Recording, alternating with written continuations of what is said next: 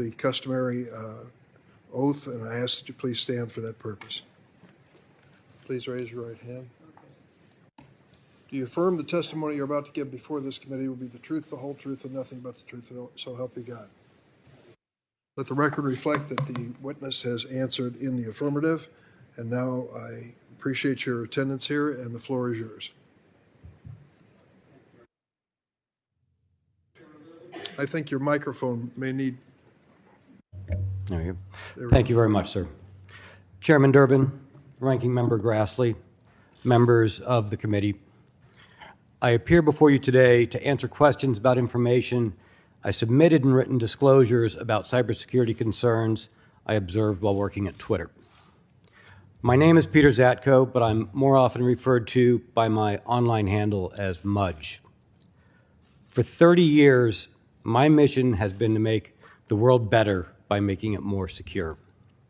From November 2020 until January 2022, I was a member of Twitter's executive team. In my role, I was responsible for information security, privacy engineering, physical security, information technology, and Twitter global support. I'm here today because Twitter leadership is misleading the public, lawmakers, regulators, and even its own board of directors. What I discovered when I joined Twitter was that this enormously influential company was over a decade behind industry security standards. The company's cybersecurity failures make it vulnerable to exploitation, causing real harm to real people.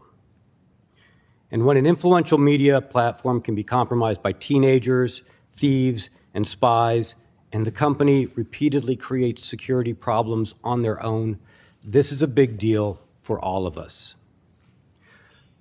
When I brought concrete evidence of these fundamental problems to the executive team and repeatedly sounded the alarm of the real risks associated with them, and these were problems brought to me by the engineers and employees of the company themselves, the executive team chose instead to mislead its board, shareholders, lawmakers, and the public instead of addressing them. This leads to two obvious questions. Why did they do that? And what were the problems and vulnerabilities identified? And that's what I'm here to talk about. So first, why did they do that? To put it bluntly, Twitter leadership ignored its engineers because key parts of leadership lacked the competency to understand the scope of the problem, but more importantly, their executive incentives led them to prioritize profits over security. Upton Sinclair famously said, "It is difficult to get a man to understand something when his salary depends on his not understanding it." This mentality is exactly what I saw at the executive level at Twitter. So what are the problems I discovered? Two basic issues. First, they don't know what data they have, where it lives, or where it came from, and so, unsurprisingly, they can't protect it. And this leads to the second problem, which is the employees then have to have too much access to too much data and to too many systems. You can think of it this way, which is it doesn't matter who has keys if you don't have any locks on the doors. And this kind of vulnerability is not in the abstract. It's not far-fetched to say that an employee inside the company could take over the accounts of all of the senators in this room. Given the real harm to users and national security, I determined it was necessary to take on the personal and professional risk to myself and to my family of becoming a whistleblower. I did not make my whistleblower disclosures out of spite or to harm Twitter.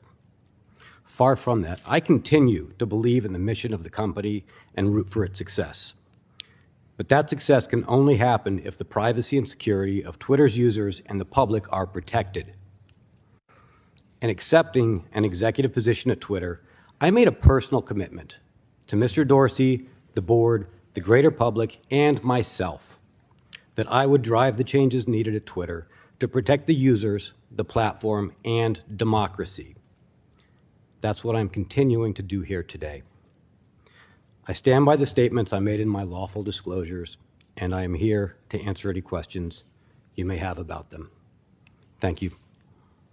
Thank you, Mr. Zatko. I'll start the questioning, and as I mentioned, each member will have 6 minutes to ask you